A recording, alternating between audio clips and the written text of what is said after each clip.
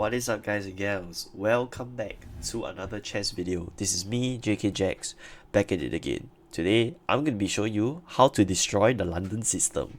Now, forgive me, today I'm a little bit sick, but I still have the energy to teach you how to destroy this mentally insane gay opening. Right? A lot of people hate the London system because it's so solid and can transition to an attack very fast. So I'm teaching you how to neutralize the attack and even get an advantage in the London system. So let's start. We have d4. Here you have two approaches to play. If you are a Queen's Gambit declined player, obviously you continue with d5. After bishop f4, just play this one move and basically the London system is destroyed. Pawn to c5. So what do you do with this move? Well, c5 is called the Steinitz counter gambit. The idea is that if he takes your pawn, you have pawn to e5, which takes control of the full center, and also threatens to take back this pawn on c5. Right, very simple to understand. Let's say they continue with moves like e3. You can develop your knight as per usual, right? And the good thing about pawn to c5 is that your queen can slide to b6. This is actually very common. You slide your queen to b6 to attack the pawn on b2, and obviously white will try to play c3 and queen b3. So as per usual, the opponent will develop his knight. It's a very systematic opening. You continue developing as well, and I've seen people play bishop d3. Against bishop d3 here, you just straight away go for the queen b6, right? And if he takes a pawn, you trap his rook. Now the rook is not fully trapped because there's knight b to d2. However, after pawn to e6, I'd say that black is doing extremely well here. You're going to get back your pawn. Actually, you're going to be up a pawn after you take this pawn. Let's say rook to b1 trying to counter-attack your queen. You just win yourself a second pawn.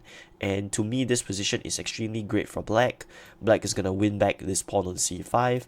He's going to castle and slowly but surely get his queen to safety through a5 and d8. Right, and it's a very easy position to play as black.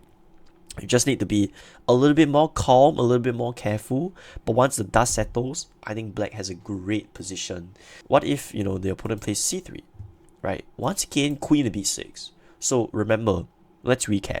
You want to go c5, you want to go knight c6, knight f6, and then queen to b6. So every time, the next move will just be pretty much queen to b6.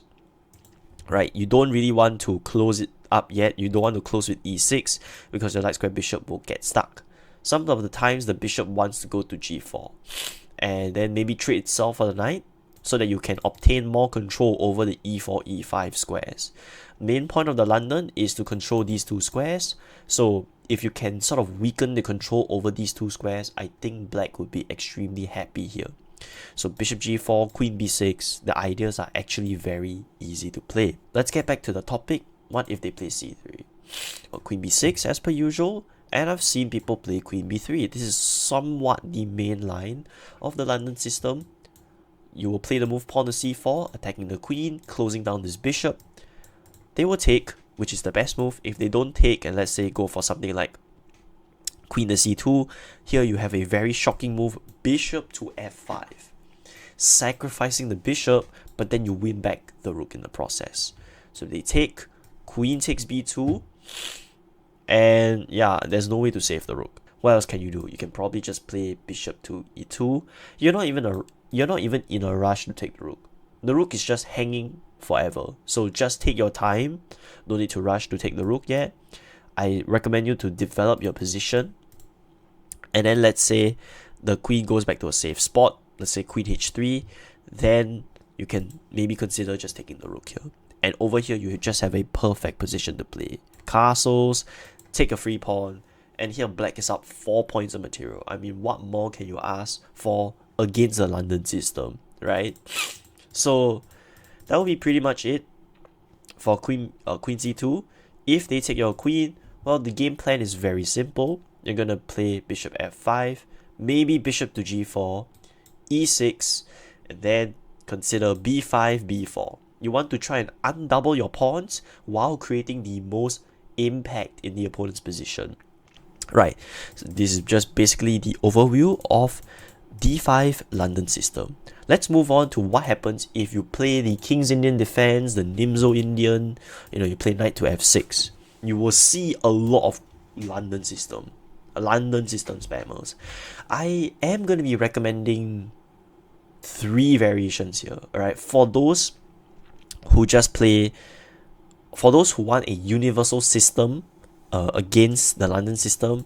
You can just play c5 here, and you can play this in a sort of Benoni style. You play d6 after they push the pawn, and then you're going to play e6, a6, b5, takes, and then slowly just start a queenside attack, while of course you try to develop your position.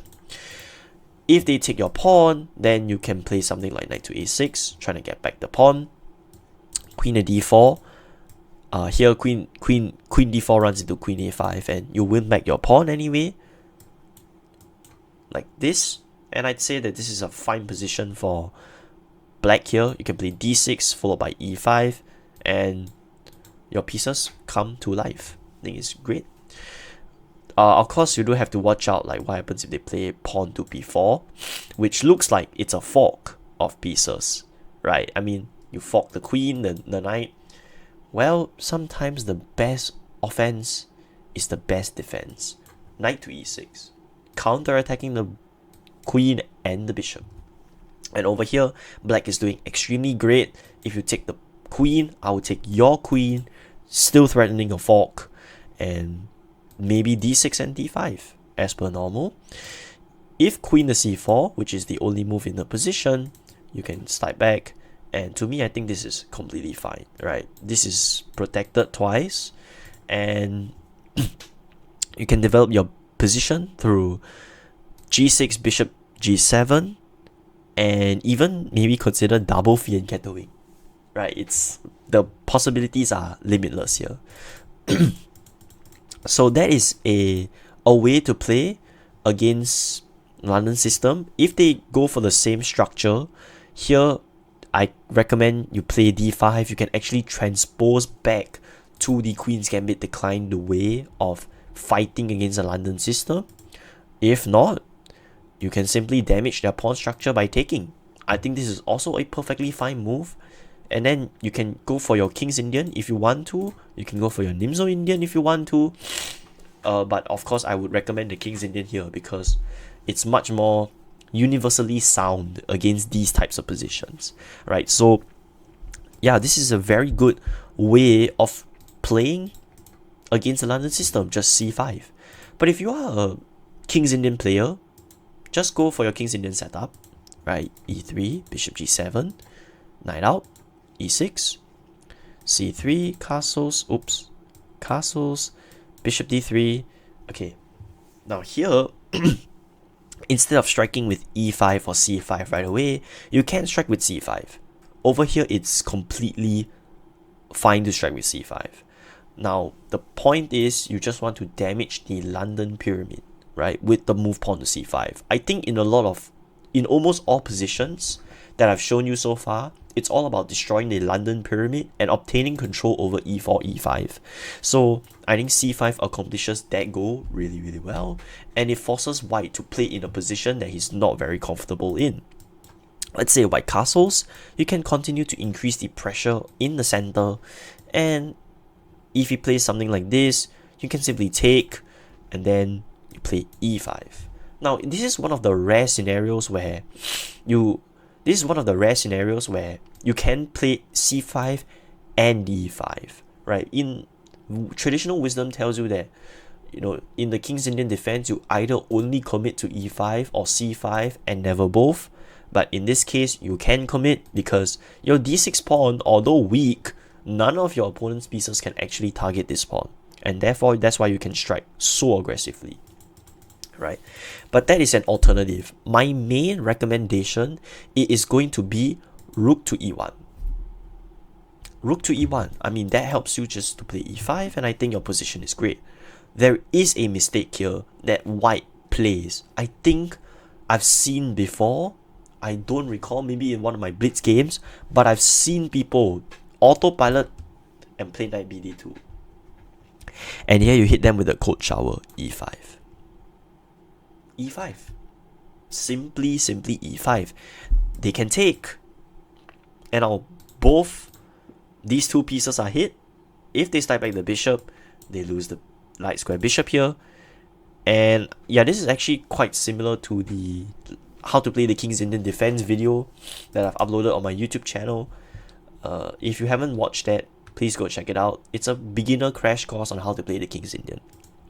But anyways, this is a very common tactical strike with the move pawn to e5. So keep that in mind. If they castle here, now you can just continue developing your knights, right, your pieces. And let's say knight bd7, once again, you just go e5. Right, so your position is actually great here. For those of you who have tunnel vision, d5 does not work. The knight protects that square. But yeah, I think this is almost all the variations in the London system. Oh, one more. If you are playing the Nimzo Indian, right, you play e6. Well, this time you don't develop out your bishop, but this time I want you to strike with c5 and d5. So for Nimzo Indian players, your playstyle is going to be very similar to those Queen's Gambit declined players, and just refer back to earlier in the video. Well, anyways, I think that will be pretty much all the variations of the how to play against the London system. If you play the Dutch defense, in the future I might make a video on how to play against the London system with the Dutch, but I don't have much experience on it. But anyways, hope you guys enjoyed this video, and I'll see you guys in the next one. Goodbye.